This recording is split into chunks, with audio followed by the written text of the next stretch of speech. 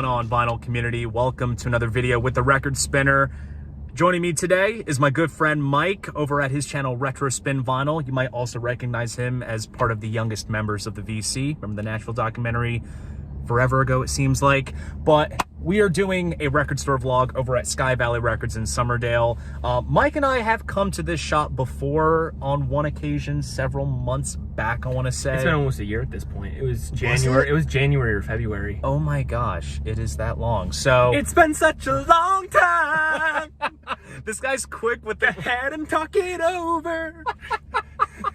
But actually, since he is from North Jersey, he is now in my neck of the woods here in South Jersey, and we decided to make it a point to see each other while he is down and squeeze in a record shopping venture at Sky Valley. So without further ado, let's go in, shall we? Let's go reach for the sky. Hell yeah, in terms of our wallets, because it's not going to be fun. You mean to tell me you didn't get my Toy Story reference? Oh yeah, I forgot. You're not a Disney kid. Never mind. Look, I had a different childhood compared to everyone else in our generation. You know what? When I was listening to the Tigger movie soundtrack as a kid, this guy was listening to Love Gun. So I get Hell it. yeah, man. Childhood well spent. But you know what? You just gotta always remember this. The most wonderful thing about Tiggers are wonderful things. Their tops are made out of rubber and their bottoms are made out of springs. I'm gonna have to watch They bounce and bounce and bounce and bounce and fun. The most wonderful thing about Tiggers is that I'm the only one. I have the VHS. Come to my house. We'll watch it. Let's go in.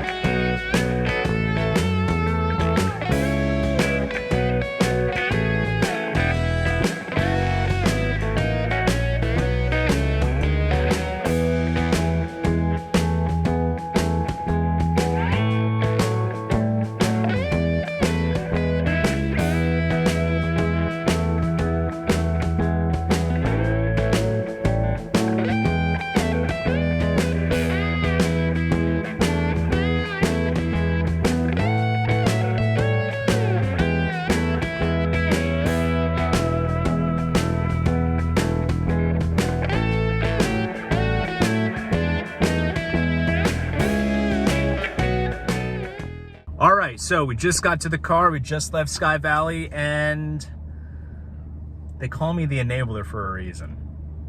Isn't that right, Mike? Listen, here's the thing. Yeah. All right, guys, yes. Rule of thumb. We're going to have a consensus right now. When you go record shopping, do you come extra prepared? Do you know what you're going to be in for? Do you set yourself up? Let us know how you prepare for record shopping, because today I wasn't prepared. I'm not was gonna lie. so awesome to see Mike flip through stuff and hear him go, ah, shit, ah, damn, ah, crap. So let's just say, and plus, honestly, for both of us, we both spent the same amount of money. I'm not going to disclose how much we spent, but we spent roughly the same amount. So I don't have to feel more guilty. You don't have to feel more guilty. We're both going down together. So it's just like the song by the Dixie Chicks, or now the Chicks. If I fall down, you're falling down with me, going down with me, baby. If I fall. That's right. Second song. That's them? Yep, it's the second song off of their album Fly. I'm still learning stuff. So, what did I get? So, starting off, I did buy records, yes. Took a little gander once again in the 7-inch section. If you remember, I was able to snag Stranger into Strangeland when I went with Chelsea last time that you saw us here. This time around, I picked up Flight of Icarus. Still building my Iron Maiden 7-inch collection. This is backed with a cover of I've Got the Fire. So stoked to have this. Now, this is a record that I was probably going to snag at my store at some point, but I was negotiating with Mike. I was like, all right, if you get this, then I'm going to get this. And it was all down to him. Listen, I did not consciously say that I will buy this. He chose for me because he ended up picking whatever he got. You don't remember what I got? I do remember what I got. Yeah. Not what I got, what you got. Well, I hope you remember what both of us got. It's only this 5 seconds ago. So sometimes, is it me that when I come back from a record shopping venture, I don't know what I bought? Like, I'm looking through, I'm like, oh, that was in my bag? Okay. I mean, sometimes, but... I snagged Skid Row's first album. This, I believe, is a recently released. I think. So this was first reissued in 2013, but I believe this right here is a new silver vinyl pressing that has come out recently. I remember there was a lot of hype when this was announced, and I know that I ordered copies from my store, but I figured I saw it there, and you know, it was there. Might as well snag it. See, with this whole negotiation we had, you could call us both problem childs because we're both the youth gone wild when it comes to record buying. You nailed it. So happy to get this, and plus I don't have any Skid Row on vinyl. I've been wanting to check this album out for a while. I only have them on cassette and CD. I don't have them on vinyl either. Now this is when Mike influences me, because the last time that we came here, you had tried to give me a Johnny Cash album, which I passed on that day, but I decided since I'm shopping with the King of Cash, I would snag some Johnny Cash, and I kind of left it to him to give me an album to get. And I left with Johnny Cash Greatest, and Mike says that there's a backstory behind this. There's a whole bunch of stuff to it, but let me talk about the album a little bit first before I go into my He knows more than story. I do. So Johnny Cash, see, I got this record, an original pressing of this from my grandfather's collection, and when I first heard this, I knew a whole handful of songs on here. I thought this was a Greatest Hits album initially. Nope, it's just a studio album. Greatest is a very misleading thing on here. Now, this is actually a Sun reissue from 2018 on colored vinyl, and it's an audiophile pressing, so that's gonna be cool. It's all up Dylan's alley. I don't know who did it, where it was pressed. I don't or know anything, either. but some of the popular stuff on this would be I Forgot to Remember to Forget, which was one of the bigger hits on this. Hey Good Lookin', his cover of Hank Williams, the original, the song, and Get Rhythm. Those were the biggest hits off here. The song Katie 2, Thanks a Lot, and Luther's Boogie are also popular on here. But those are a little bit more deeper cuts for someone such as Dylan. He's not one that you're gonna really hear off the streets compared to the other ones I mentioned earlier.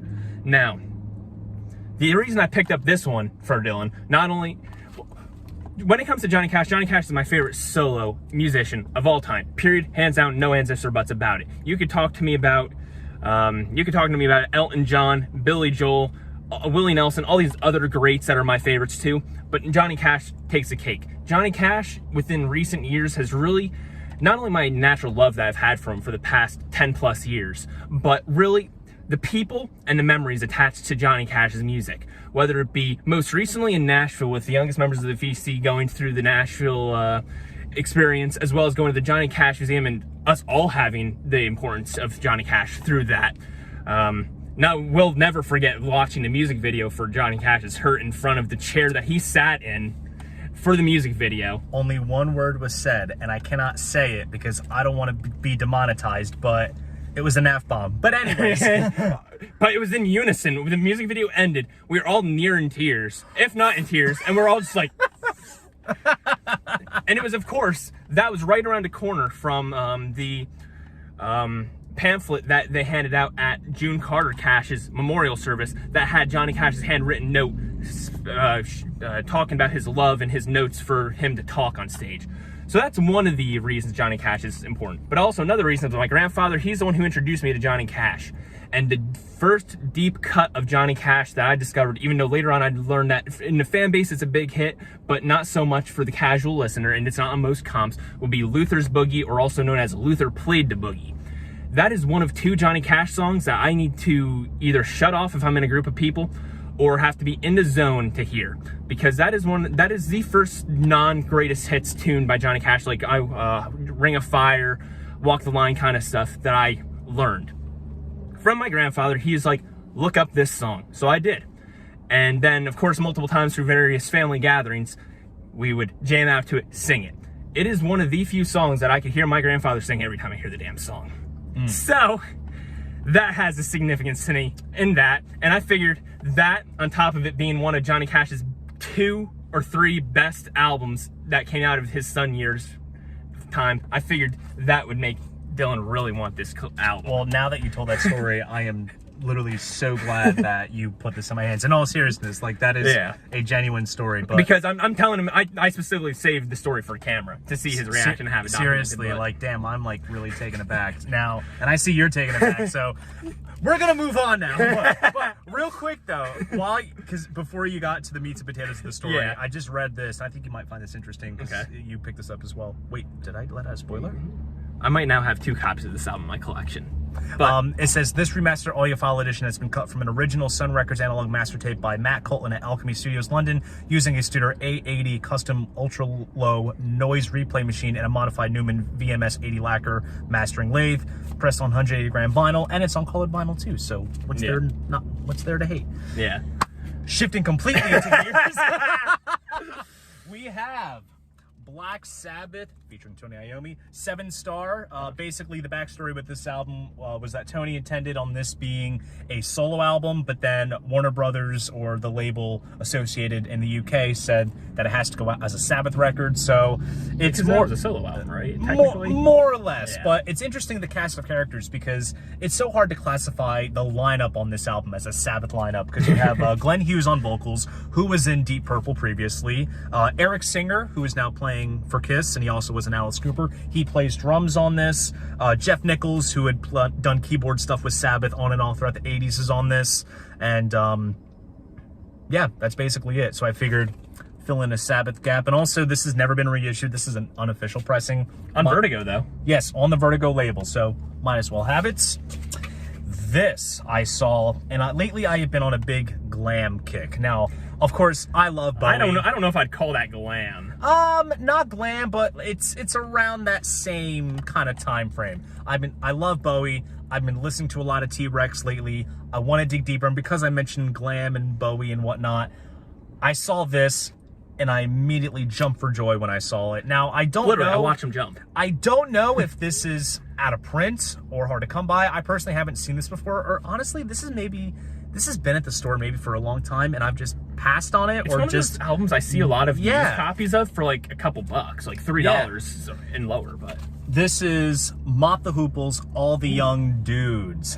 And I was gonna say, I didn't notice that. I didn't notice that until now. So what's crazy about this pressing is that this, while it is not an Analog Productions pressing, it was mastered by Kevin Gray from the original tapes. He's one of the best in the business, and this was pressed at Quality Record Pressing. So it's more or less in the same vein. Yeah. This is limited to 1,000 copies, and as you saw Mike's facial expression, look at that number. This is number 280.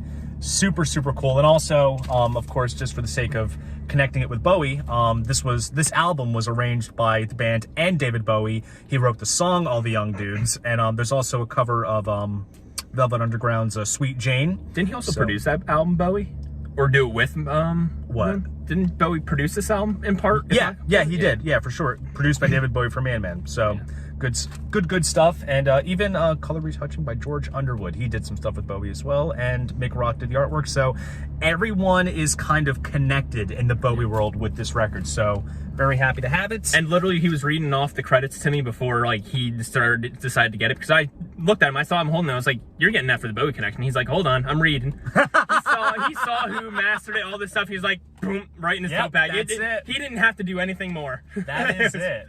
And the last record I'm going to show you guys is, her birthday actually was fairly recently, now that come to think of it, but I need to build my, I might as well just show you now. It's so good. I don't own it yet either, but it's so Joan good. Jett, Bad Reputation. I am still building my Joan Jett collection. I adore the Runaways. I want to dig deeper into Joan Jett's solo work, and of course, Bad Reputation is on there, which, to be honest, and I think you and I can both agree, what is the one movie we think of when we hear that song, Bad Reputation? Uh-oh.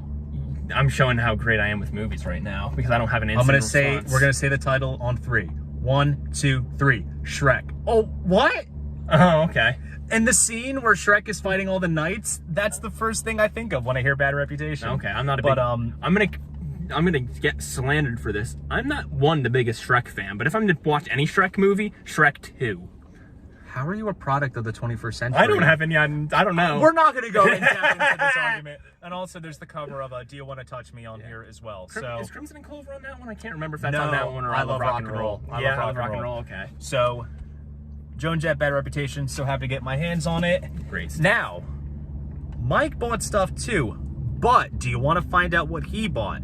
Because coincidentally, and we discussed this before we started filming this clip, we are uploading our videos from our Sky Valley venture on the same day. So And it wasn't initially planned. it was not. This was a pure coincidence. So literally the second that this video went live, his video went live. Because we post at the same times on Friday. Pretty much, too. yeah. Fridays, I mean, 9 a.m. Yeah, because I'm not at this point, because when you're watching this video, it's not the case, but I went on a little hiatus, and Halloween of 2021 is when I came back, and then the next Friday, when I do the weekly Friday videos, this will be the first one up, so. That's right. So if you want to see what Mike got, go over to his channel and check his video out. And that right there is our record store vlog at Sky Valley Records. If you enjoyed this video, please go ahead, give it a like, subscribe to the channel. And if you want to support this channel, be sure to check me out on Patreon. See you guys in the next video. And most importantly, Keep the record spinning.